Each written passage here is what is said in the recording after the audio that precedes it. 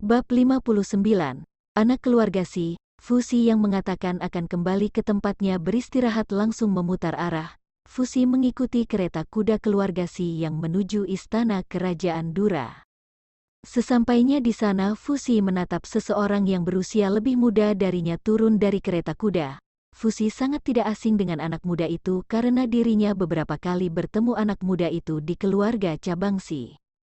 "Selamat datang Tuan Muda SC. Aku sendiri diminta Raja untuk menyambutmu," ucap penasehat Raja Danga. "Terima kasih, aku mewakili keluarga kecil Si benar-benar berterima kasih pada Raja Kerajaan Dura," sahut SC. "Tuan Muda SC terlalu merendah diri, keluarga Si semakin terkenal karena Anda, apalagi tidak hanya satu kerajaan yang berpihak pada keluarga Si," ucap penasehat. "Mereka hanya melebih-lebihkan saja, yang sebenarnya tidak seperti itu," sahut SC. "Hahaha, baiklah karena Tuan Muda masih ingin merendah. Kalau begitu mari ikut denganku, aku akan menunjukkan tempat istirahat yang sudah disiapkan oleh Raja Danga," ucap penasehat.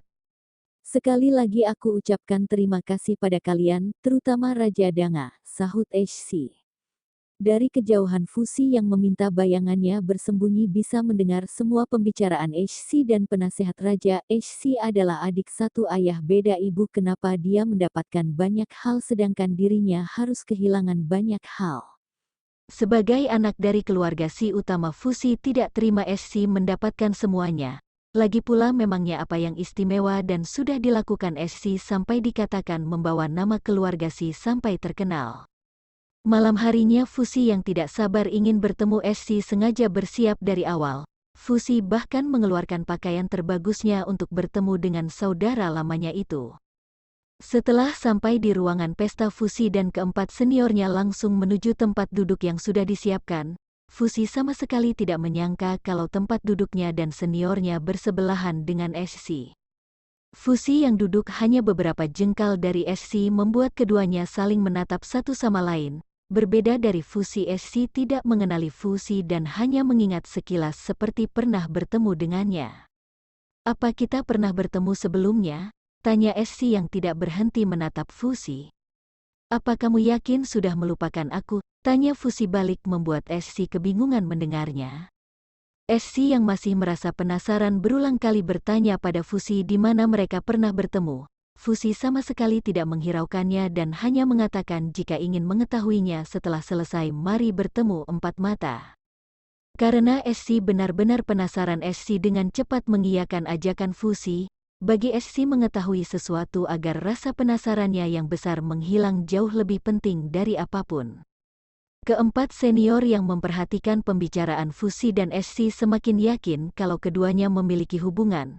Karena bukan hanya memiliki nama keluarga yang sama, keduanya juga memiliki kesamaan yang sama di beberapa bagian. "Apa kalian juga penasaran apa yang ingin mereka bicarakan?" tanya senior Ran setengah berbisik. "Tentu saja," ucap senior Rax.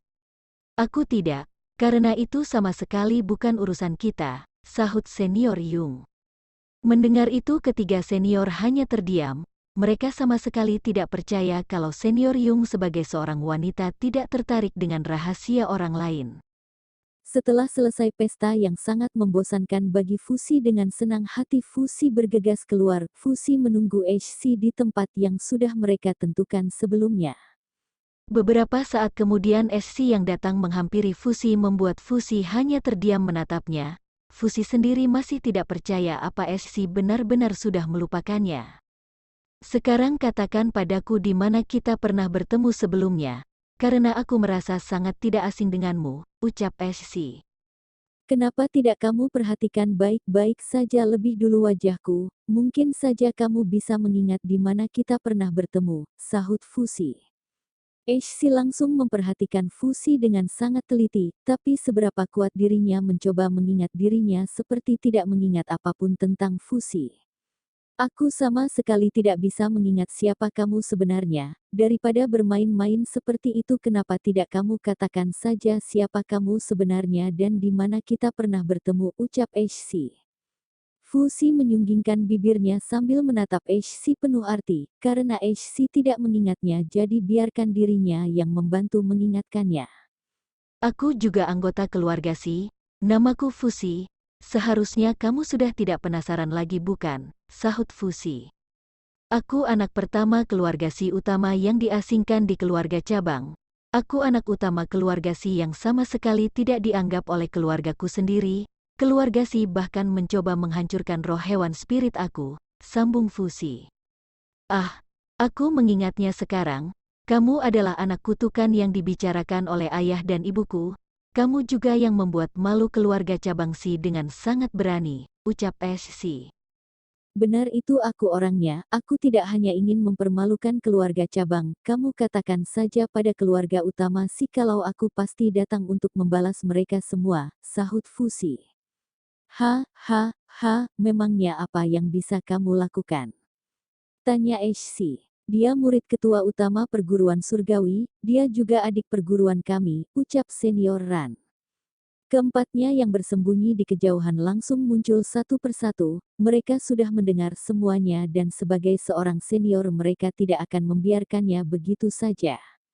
Jadi apa kamu yakin dia tidak bisa melakukan apa yang diinginkannya? Tanya senior Yung. Kalian. HC sama sekali tidak menyangka kalau keempat orang yang ada di sebelah Fusi saat di pesta adalah kakak seniornya. HC tahu siapa mereka semua dan lebih baik untuknya tidak mencari masalah pada mereka. Kamu hanya beruntung memiliki mereka sebagai temanmu, ucap HC. Aku kembalikan itu padamu, kamu sendiri dibesarkan oleh nama keluarga Si dan bangga karena itu, sahut Fusi. HC memutuskan tidak menghiraukan Fusi dan memilih untuk pergi, memangnya kenapa jika dirinya dibesarkan oleh nama keluarga Si HC berpikir seharusnya Fusi menyalahkan nasibnya yang ditakdirkan menjadi pemilik tubuh kutukan. Apa maksudnya berkata kamu pemilik tubuh kutukan? Tanya senior Rax. Benar, lancang sekali dia berkata seperti itu padamu, ucap senior Man. Aku sendiri juga tidak tahu apa maksudnya, sahut Fusi berkata jujur. Itu pasti karena alasan mereka saja, mereka sengaja mencari alasan seperti itu agar aku jelek di mata semua orang, sambung Fusi sambil mengepalkan tangannya. Kamu tenang saja, kami tidak akan pernah menganggapmu seperti itu, karena kami sendiri sudah tahu seperti apa kamu, ucap senior Yung. Kali ini aku juga setuju padamu, sahut senior Ran. Kalau begitu kenapa kita masih berada di sini, kita kembali saja, aku sudah menyiapkan pesta cadangan, ucap senior Rax. Kami setuju, sahut senior Men dan senior Ran serentak. Fusi yang sebenarnya tidak mau ikut langsung menarik nafas panjang, Fusi terpaksa ikut karena menghargai para seniornya yang sudah membantunya bicara tadi sebelumnya. Bab 60. Buku Mantra. Setibanya kembali di perguruan Fusi langsung mengurung diri. Ketua Tang yang tidak ada di perguruan membuat Fusi tidak tahu harus melakukan dari mana untuk menjadi sangat kuat. Fusi yang teringat dirinya memiliki buku mantra bergegas mengeluarkannya dari cincin ruangnya. Fusi memperhatikan dengan sangat teliti buku mantra di depannya. Buku itu, Lalang yang melihat buku mantra Fusi teringat sesuatu yang sangat besar. Lalang tidak menyangka Fusi malah menjadi pemilik buku mantra penyihir asli bukan hanya sekedar salinannya. Menurutmu apa dia adalah orang pilihan yang sudah ditakdirkan untuk kita, ucap Lalang. Itu benar, tapi saat ini aku masih belum memberitahunya. Dia masih memiliki dendam yang harus diselesaikan oleh karena itu dia akan menjadi sangat kuat lebih dulu. Sahut Lulang menyahuti perkataan Lalang dengan bertelepati agar Fusi tidak mendengar pembicaraan mereka. Kalau benar dia yang menjadi pemilik takdir, bukankah seharusnya kita memberitahunya dari awal? Karena perjalanannya masih sangat panjang dan belum tentu dia mau melakukannya, ucap Lalang. Aku akan membantunya, sambung Lalang. Mendengar perkataan Lalang, Lulang terdiam. Dirinya tidak memberitahu Fusi hanya karena tidak ingin semangatnya turun karena terbagi. Buku mantra yang terlihat sangat terang itu masih terus diperhatikan oleh Fusi. Setelah merasa sangat yakin Fusi sudah siap untuk menguasai semua mantra yang ada di dalam buku. Membuka buku mantra halaman pertama Fusi dibuat terkejut dengan tulisan yang ada di buku. Tertulis di sana mantra di halaman pertama adalah mantra pembaca pikiran. Fusi tidak menyangka ada mantra seperti itu di dunia ini. Ruisi yang memperhatikan setiap kata mantra dengan cepat mengingatnya. Ruisi langsung mencoba membacanya dengan suara pelan.